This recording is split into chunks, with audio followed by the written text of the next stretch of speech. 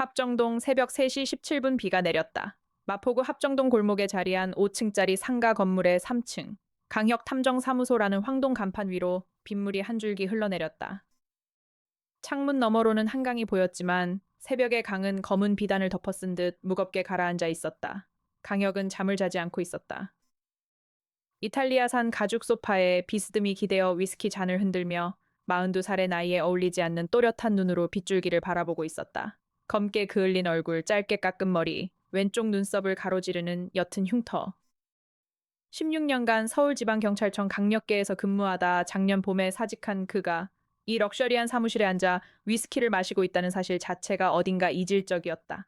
안 주무세요? 문을 열고 들어선 사람은 이해나였다. 29살, 둥근 안경, 단정하게 묶은 머리, 작은 체구, 국립과학수사연구원 법화학과에서 4년간 일하다 작년 가을에 사직한 후 어쩌다 보니 이 사무실에 왓슨이 된 여자였다. 그녀의 손에는 보온병 2개와 종이 가방이 들려 있었다. 애나 씨야말로 새벽 3시에 왜 출근을 하는 거예요? 을에 메일이 한 통 와 있어서요. 진주에서 보낸 거예요. 어조가 좀 절박해서 잠이 안 오더라고요. 그래서 김밥 사왔어요. 강혁은 피식 웃었다. 부검실에서도 태연하게 김밥을 먹을 수 있다던 이 여자의 저혈당 예방 철학은 새벽 3시에도 유효한 모양이었다. 읽어보셨어요? 네. 탐정님이 좋아하실 만한 사건이에요. 아니, 정확히는 좋아하시면 안 되는데 결국 맡으실 사건이요. 이해나는 종이를 한 장 꺼내 그의 앞에 놓았다. 강혁은 위스키 잔을 내려놓고 종이를 집어들었다. 빗소리 사이로 종이 넘기는 소리가 유난히 또렷하게 들렸다. 의뢰인은 윤재호 변호사, 서울중앙지방법원 인근에서 개업한 사람이었다. 의뢰 내용은 고 백시환 회장의 죽음에 관한 재조사 요청. 사망 일시는 2025년 11월 17일 새벽. 사망 장소는 경상남도 하동군 화계면 백시 가문 본가 뒷산. 사망 원인은 공식 발표상 심장마비. 그러나 유족 측은 다른 주장을 하고 있었다. 회색 늑대에 쫓겨 죽었다는 마지막 음성 메시지가 남아있다는 것이다. 의뢰의 핵심은 더 무거웠다. 백 회장의 외아들이자 미국에서 귀국 예정인 백승원 씨가 같은 운명을 맞이할 가능성이 매우 높으니 그가 화계에 도착하기 전에 진실을 밝혀달라는 것이었다. 강혁의 손끝이 종이 위에서 잠시 멈췄다. 늑대에 쫓겨 죽었다. 그는 그 문장을 2번 더 읽었다. 애나 씨. 네. 하동 가는 KTX 첫차 몇 시예요? 5시 10분 서울역 출발. 진주 도착 8시 6분이요. 진주에서 화계까지는 렌터카로 1시간. 이미 예매했어요. 2자리. 강혁은 다시 한번 피식 웃었다. 이 여자는 늘 그보다 한 발자국 빨랐다. 가시죠, 탐정님. 비가 오는 새벽이고 누군가는 죽을지도 모르고 우리는 깨어 있잖아요. KTX는 정확히 5시 10분에 출발했다. 강혁은 객실창에 머리를 기대고 눈을 감았다. 형사 시절의 버릇이었다. 사건 현장에 들어가기 전 머릿속을 비우는 일. 있는 것, 없는 것, 어색한 것의 순서로 세상을 다시 보기 위해서는 먼저 자신의 선입견이라는 짐을 내려놓아야 했다. 백시환 회장에 대해 정리해 드릴까요? 이해나는 무릎 위에 노트북을 펴고 이미 자료 정리를 마친 상태였다. 부탁해요, 애나 씨. 백시환, 향년 72살. 하동 화계에서 3대째 이어져 내려온 명가 백운다원의 4대 종손이자 1990년대 화계 일대 차밭을 사들여 백운식품을 설립한 자수성가형 기업인이에요. 자산 규모는 약 4천억. 외아들 백승원은 38살 미국 보스턴에서 바이오테크 회사를 운영 중이고 부친 사망 소식을 듣고 한 달간 정리한 뒤 다음 주 월요일 귀국 예정이에요. 가족 관계는요? 백 회장의 부인은 12년 전 지병으로 사망. 여동생 백시연은 화계본가에서 가사를 돕고 있고 사촌 동생 백시주는 백운식품의 부사장. 그리고 이해나는 잠시 말을 멈췄다. 백 회장에게는 이복형이 한 명 있었어요. 백시도. 호적상으로는 정리됐지만 1980년대 가문에서 쫓겨난 후 행방불명. 사망 처리된 지 20년이 넘었어요. 행방불명된 형이라. 강혁은 눈을 떴다. 창밖으로 새벽의 들판이 흘러가고 있었다. 그리고 또 하나 흥미로운 게 있어요. 하동화계 일대에는 오래된 전설이 있어요. 백시 가문의 사람은 안개 낀 밤에 산에 오르면 안 된다. 그러면 회색 늑대가 따라온다고요. 회색 늑대. 네. 100년 전쯤 백시 가문의 어떤 종손이 늑대에게 물려 죽은 사건이 있었대요. 그 후로 가문의 남자들 중 몇 명이 비슷한 방식으로 산에서 변사체로 발견됐고요. 마을 사람들은 그걸 백시 가문의 저주라고 불러요. 강혁은 천천히 고개를 끄덕였다. 코난 도일을 좋아하는 사람이라면 누구나 이 대목에서 떠올릴 만한 이름이 하나 있었다. 하지만 그는 입 밖에 내지 않았다. 전설은 전설일 뿐이고 사건은 사건이었다. 애나 씨, 한 가지만 물어볼게요. 네. 왜 우리한테 왔을까요? 윤재호 변호사가 이해나는 안경을 살짝 밀어 올렸다. 백승원 씨가 미국에서 보스턴 한인 변호사회를 통해 추천받았다고 해요. 그리고 공식 수사를 신뢰하지 않는데요. 하동 경찰서의 초동 수사가 너무 빨리 심장마비로 종결됐고 부검도 유족 동의 없이 거부됐다고요. 누가 거부했어요? 여동생 백시연 씨가요. 강혁은 다시 눈을 감았다. 사건은 이미 시작되어 있었다. 그것도 매우 안 좋은 방향으로. 진주역에서 렌터카를 받아 화계로 향하는 길 안개가 짙어지기 시작했다. 지리산 자락을 끼고 굽이굽이 이어진 도로, 양옆으로 끝없이 펼쳐진 차밭. 11월 말의 화계는 이미 늦가을이라기보다 초겨울에 가까웠다. 차창에 김이 서리고 도로의 노란 중앙선이 안개 속에서 흐릿하게 명멸했다. 여기에요, 탐정님. 이에나가 가리킨 곳은 차밭이 끝나는 산자락이었다. 그 끝에 거대한 기와집 한 채가 마치 산이 입을 벌리고 토해놓은 듯 자리 잡고 있었다. 백운다원, 백씨 가문의 본가였다. 차에서 내리자마자 강혁은 짙은 흙냄새와 함께 묘하게 비릿한 냄새를 맡았다. 그는 코를 한번 찡그렸다. 사료 냄새네요. 그것도 맹수용. 네? 꽤 많이 쌓아둔 모양이에요. 큰 짐승을 키우는 집인가? 이에나가 그를 쳐다봤다. 강혁은 어깨를 한번 으쓱하고 대문 쪽으로 걸었다. 문을 열어준 사람은 백시연이었다. 백 회장의 여동생. 60살을 갓 넘긴 단아한 한복 차림. 검은 머리를 단정히 빗어 넘긴 그녀는 강혁과 이에나를 잠시 응시한 후 짧게 목례했다. 먼 길 오셨네요. 들어오세요. 본가 마루는 넓고 차가웠다. 백 회장의 영정사진이 한쪽 벽에 모셔져 있었다. 살아생전 강단 있어 보이던 노인의 얼굴이 검은 리본 안에서 무표정하게 강혁을 바라보고 있었다. 오라버니는 평생을 이 산과 함께 사신 분이에요. 산이 데려가신 거예요. 굳이 들쑤실 일이 아닙니다. 백시연은 차를 따르며 차분하게 말했다. 하지만 강혁은 그녀의 손끝이 미세하게 떨리는 것을 보았다.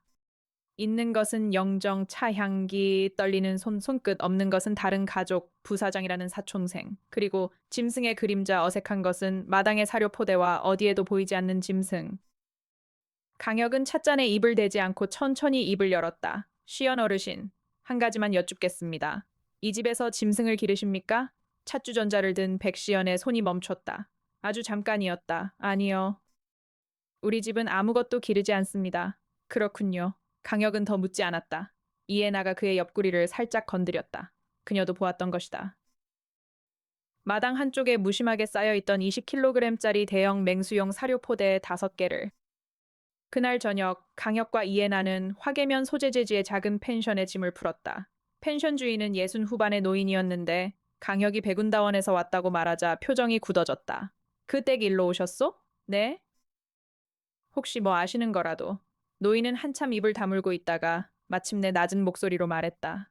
백 회장이 죽던 그날 밤에 말이오. 나도 그 소리를 들었소. 무슨 소리요, 하울링? 그건 분명 하울링이었소. 산이 통째로 울리도록 길고 낮고 사람의 뼛속까지 파고드는 울음. 개 짖는 소리가 아니야. 그건 늑대 소리였소. 그것도 한 마리가 아니야. 둘, 어쩌면 셋. 그리고 그 다음날 아침에 회장이 죽었다는 소식이 들렸지. 강혁과 이해나는 서로를 쳐다보았다. 어르신, 혹시 그 늑대를 본 사람이 있습니까? 본 사람은 다 죽었소. 노인은 그렇게 말하고는 더 이상 입을 열지 않았다. 밤 11시, 강혁은 잠이 오지 않아 펜션 발코니로 나갔다. 안개가 산자락을 따라 내려와 마을을 덮고 있었다. 그때였다.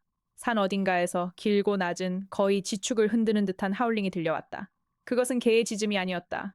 그것은 더 오래되고 더 깊고 더 슬픈 소리였다.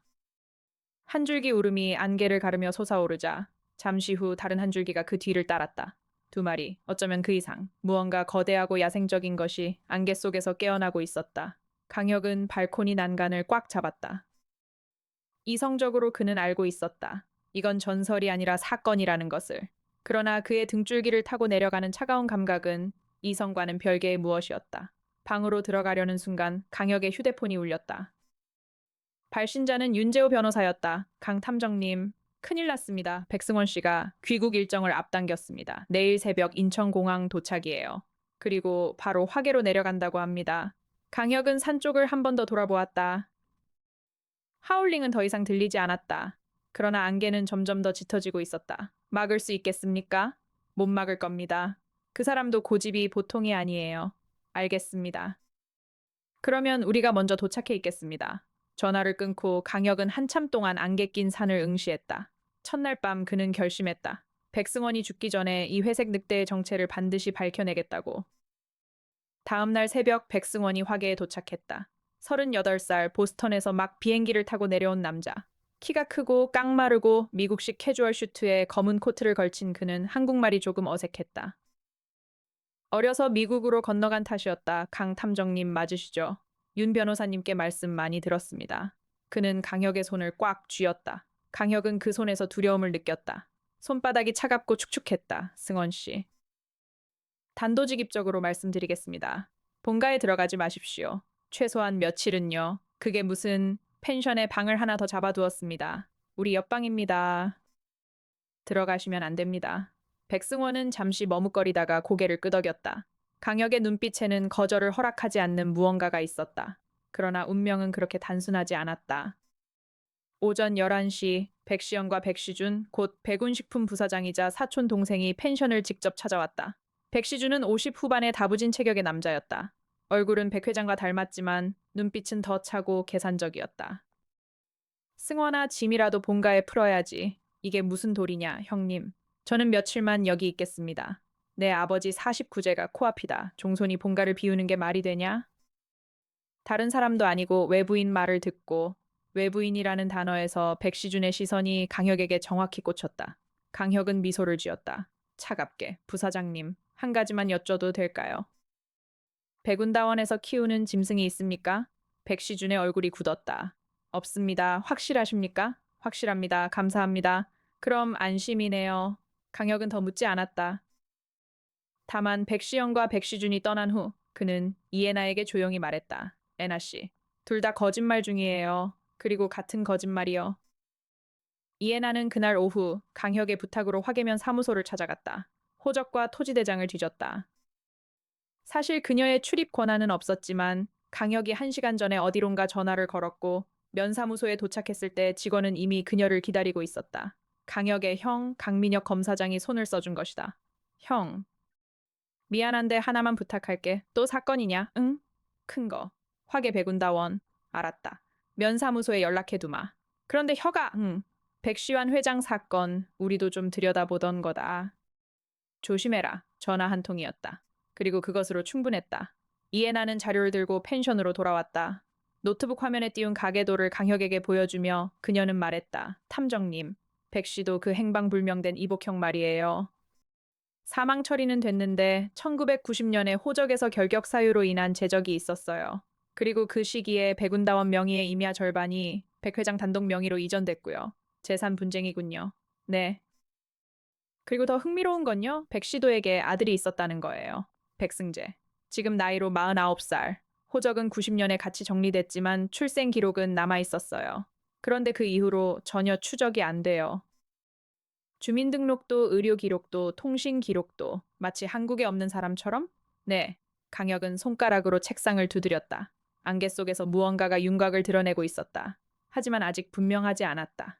애나 씨, 두 가지 더 부탁할게요. 첫째, 백 회장이 죽기 직전 한 달간의 통화 기록과 통장 내역 형한테 부탁해 보겠습니다. 둘째, 백운다원 뒷산의 위성지도. 특히 임야 절반, 곧 백 회장 단독 명의로 이전된 부분이 어디인지 정확히 보고 싶어요. 이미 출력해뒀어요. 이에 나는 종이를 한 장 내밀었다. 강혁은 잠시 멍하니 그녀를 쳐다보다가 결국 웃었다. 애나 씨, 가끔 좀 무서워요. 저혈당 예방이에요, 탐정님. 그게 왜 거기서 나와요? 머리가 잘 돌아가요, 단 거 먹으면. 그날 밤 강혁과 이에나 그리고 백승원은 셋이서 펜션에 머물렀다. 밤 10시쯤 강혁은 이에나에게 백승원과 함께 펜션에 있어달라고 부탁하고 혼자 백운다원 뒷산으로 향했다. 위성지도에서 본 백 회장 단독 명의의 임야, 그곳을 직접 확인해야 했다. 손전등 하나, 등산화 그리고 형사 시절부터 가지고 다니던 작은 단검, 그것이 전부였다. 안개는 어제보다 짙었다. 산길을 30쯤 올랐을 때 그는 멈추어 섰다. 발밑에 발자국이 있었다. 사람의 것이 아니었다. 손바닥보다 큰 발자국, 발가락 4개. 그 사이로 길고 깊게 박힌 발톱 자국. 개의 발자국이 아니었다. 더 길고 더 좁고 더 야성적인 늑대의 발자국이었다. 한 마리가 아니었다. 적어도 두 마리. 그리고 발자국 사이로 사람의 신발 자국이 함께 찍혀 있었다. 누군가가 늑대를 데리고 이 산을 정기적으로 오가고 있다는 뜻이었다. 발자국을 따라 더 올라가자 산 중턱에 오래된 폐가 한 채가 모습을 드러냈다. 지붕은 반쯤 무너졌지만 한쪽 곁에는 분명 누군가 손을 본 흔적이 있었다. 새로 끼운 자물쇠, 새로 깐 자갈, 그때였다. 낮고 굵은 하울링이 폐가 뒤편에서 울려 퍼졌다. 한 마리가 시작하자 다른 한 마리가 그 음을 받아 길게 끌었다. 두 짐승의 목소리가 안개 속에서 하나로 엮이며 산 전체를 진동시켰다. 강혁은 본능적으로 손전등을 껐다. 16년간 강력계에서 단련된 몸이 먼저 반응했다. 그는 폐가의 그림자 안으로 미끄러져 들어갔고 등을 벽에 붙인 채 호흡을 죽였다. 발소리가 들렸다. 사람이었다. 그리고 그 옆으로 거대한 형체 두 개가 안개 속에서 움직이고 있었다. 무릎 높이를 훌쩍 넘는 어깨까지 닿을 만한 회색의 그림자. 등줄기에 검은 줄이 흐르고 목 주변에는 두툼한 갈기가 자라 있었다. 분명 개가 아니었다. 그것은 늑대였다. 그것도 한국에서는 멸종된 줄로만 알았던 회색 늑대. 사람은 그 짐승들에게 무언가를 던져주며 낮은 소리로 말을 걸고 있었다. 조용히 해. 곧 손님이 또 오신다. 그때까지 배 채워둬. 목소리는 남자였다. 50 정도. 강혁은 그 목소리를 어딘가에서 들었던 것 같았지만 떠오르지 않았다. 남자가 등을 돌려 폐가 안으로 들어가는 순간 강혁은 그의 옆얼굴을 보았다. 안개와 달빛 사이로 아주 잠깐 그것은 백 회장의 얼굴이었다. 아니, 정확히는 백 회장과 너무나 닮은 누군가의 얼굴이었다. 펜션으로 돌아온 강혁은 새벽 2시까지 이에나와 함께 자료를 정리했다. 에나 씨. 백 씨도 곧 이복형의 사진을 구할 수 있어요? 호적상으로는 폐기됐는데 백운식품의 90년대 사보에 단체 사진이 한 장 남아 있었어요. 화질이 좋진 않지만요. 이에나는 빛바랜 사진 한 장을 화면에 띄웠다. 1989년 백운다원 차밭에서 찍힌 단체 사진. 그 안에 백시환 회장과 거의 똑같이 생긴 한 남자가 서 있었다. 이 사람이 산에 있었어요. 네, 백시도예요. 살아있어요.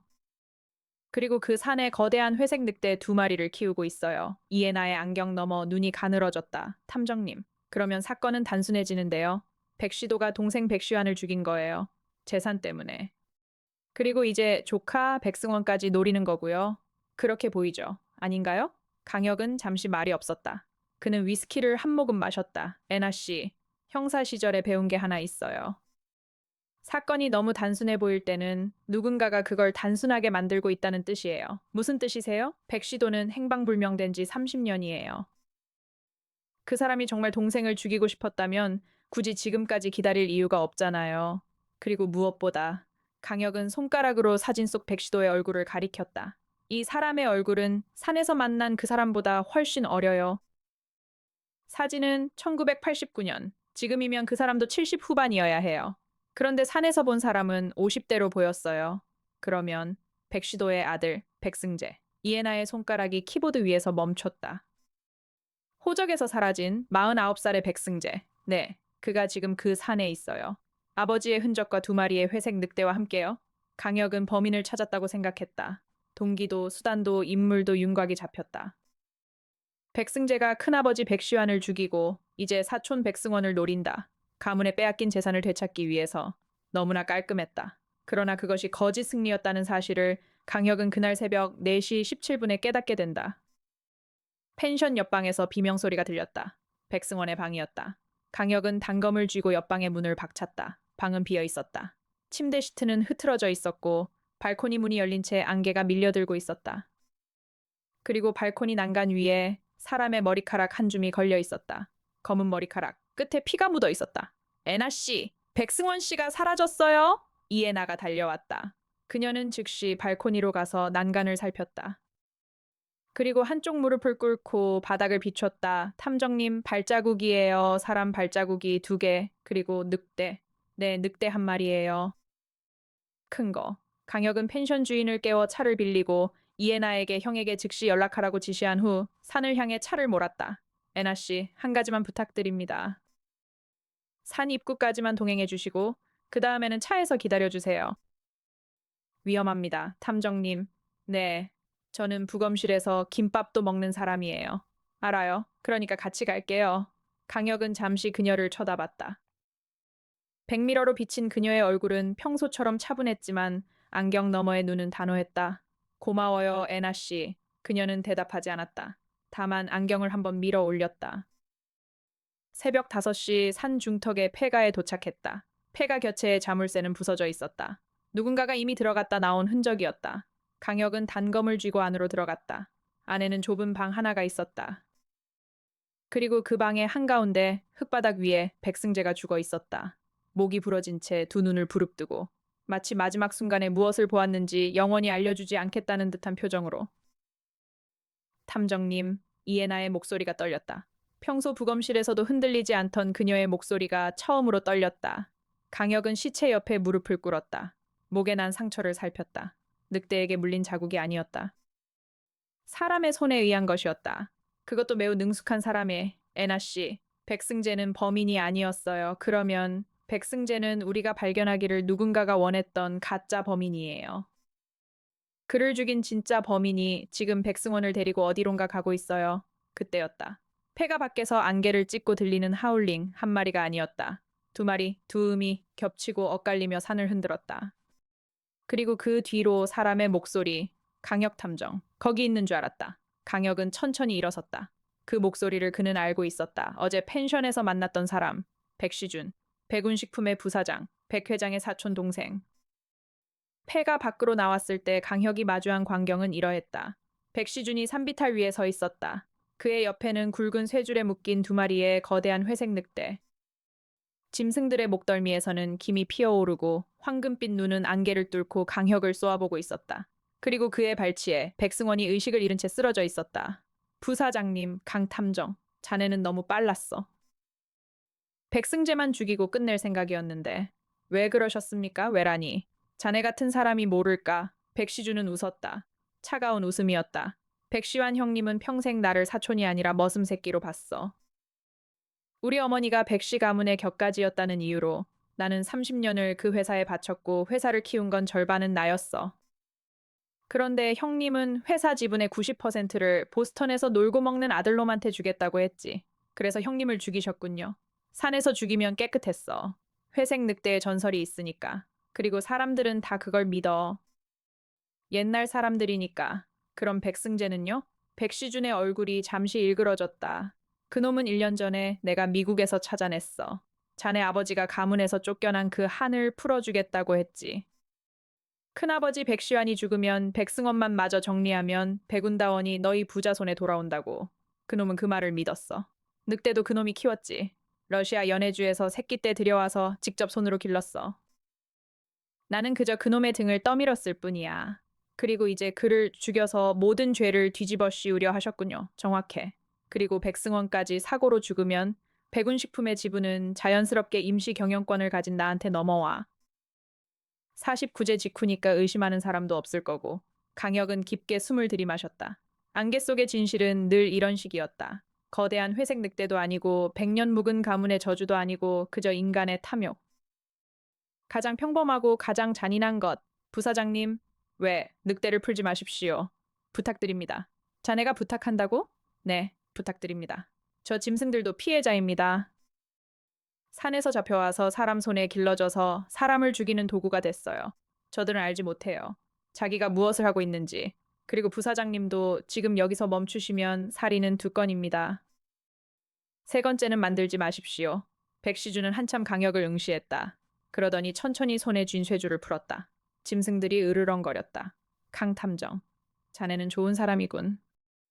하지만 좋은 사람은 이런 산에서 살아남지 못해. 그는 줄을 놓았다. 두 마리의 회색 늑대가 안개를 가르며 달려왔다. 강혁은 본능적으로 이에나를 폐가 안으로 밀어넣고 자신은 단검을 쥐고 정면으로 맞섰다. 16년간 강력계에서 단련된 그의 몸이 골목과 담장 사이를 본능적으로 읽어내던 그의 감각이 이 마지막 순간에 깨어났다. 첫 번째 늑대의 도약을 그는 옆으로 굴러 피했다. 그러나 두 번째 늑대는 더 영리했다. 회색의 그림자가 안개를 가르며 그의 어깨를 물었다. 송곳니가 살을 파고드는 순간 강혁은 비명을 지르지 않았다.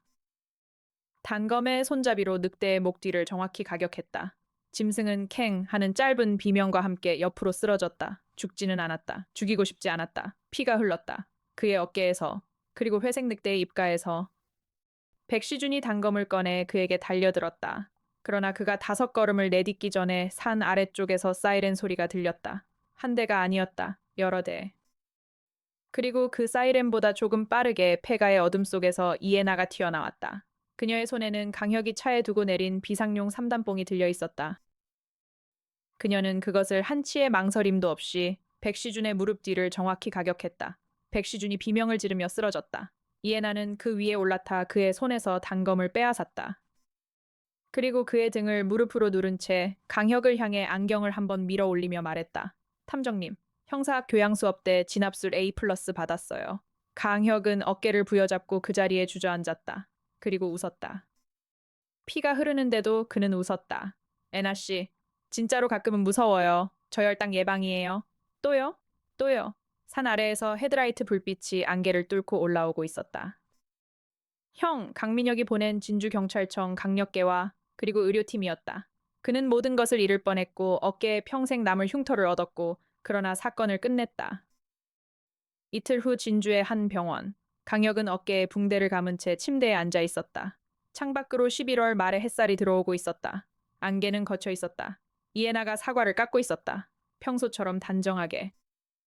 백승원 씨는요? 무사해요. 약물에 잠시 의식을 잃은 거였고 다른 외상은 없어요. 어제 보스턴으로 돌아갔어요. 49제 끝나는 대로 다시 온다고 했고요. 백승재의 시신은요? 국과수로 옮겨졌어요. 부검 결과 사망 원인은 경부 압박, 백시준의 자백과 일치해요. 늑대들은요? 이에나가 잠시 칼질을 멈췄다. 야생동물 보호당국에 인계됐어요.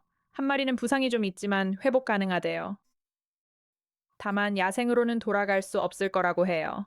새끼 때부터 사람 손에 길러져서 사냥하는 법을 배우지 못했대요.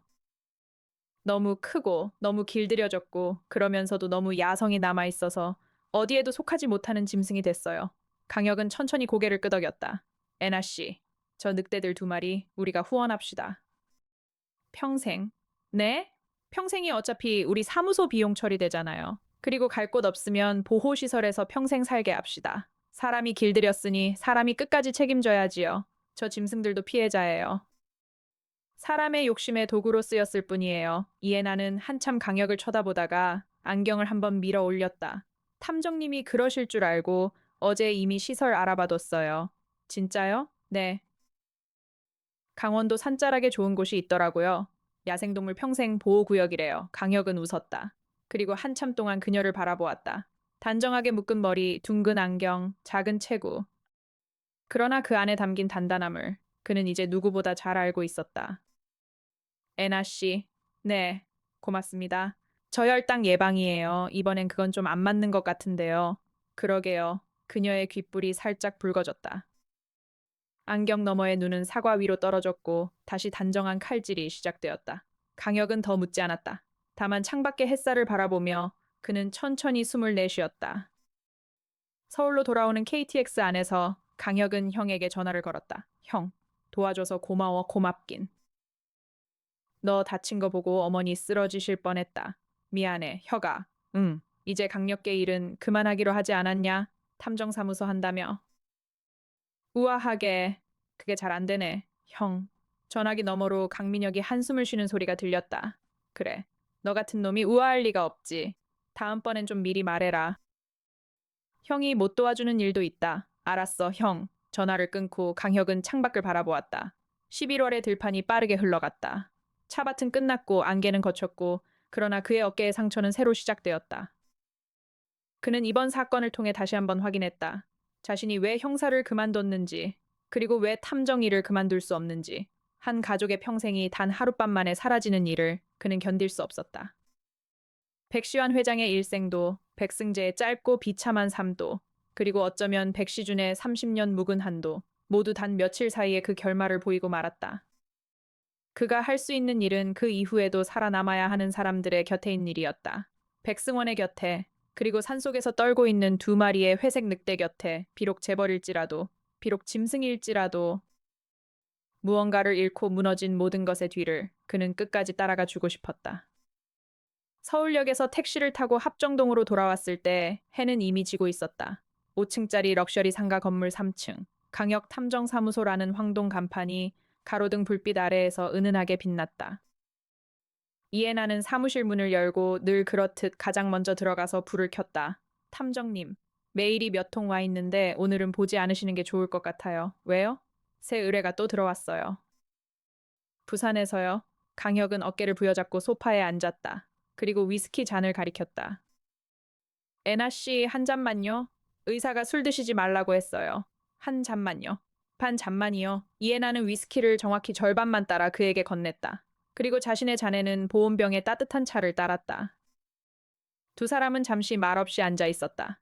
창밖으로 합정동 골목의 불빛이 하나둘 켜지고 있었다. 마포대교 너머의 하늘은 짙은 보라색에서 점점 검은색으로 물들고 있었다. 애나 씨, 네, 부산 의뢰는 내일 아침에 봅시다. 네, 탐정님, 오늘은 그냥 좀 쉬고 싶어요. 이해나는 고개를 끄덕였다. 그리고 그녀는 자신의 자리로 돌아가 노트북을 열고 다음 사건을 위한 자료를 정리하기 시작했다. 강혁보다 한 발자국 빠르게 늘 그래왔던 것처럼 강혁은 위스키 잔을 입에 가져갔다. 그리고 천천히 마셨다. 안개는 걷혔지만 세상에는 또 다른 안개가 어딘가에서 피어오르고 있을 것이었다. 그리고 그 안개 속에서 또 누군가는 사라지고 누군가는 그를 찾아 헤맬 것이었다. 그가 할 일은 변하지 않았다. 찾는 일.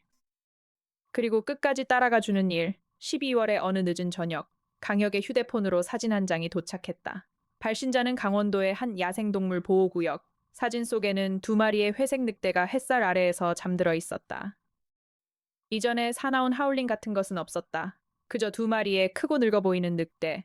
따뜻한 집단 위에서 평화롭게 숨쉬는 강혁은 그 사진을 한참 들여다보았다.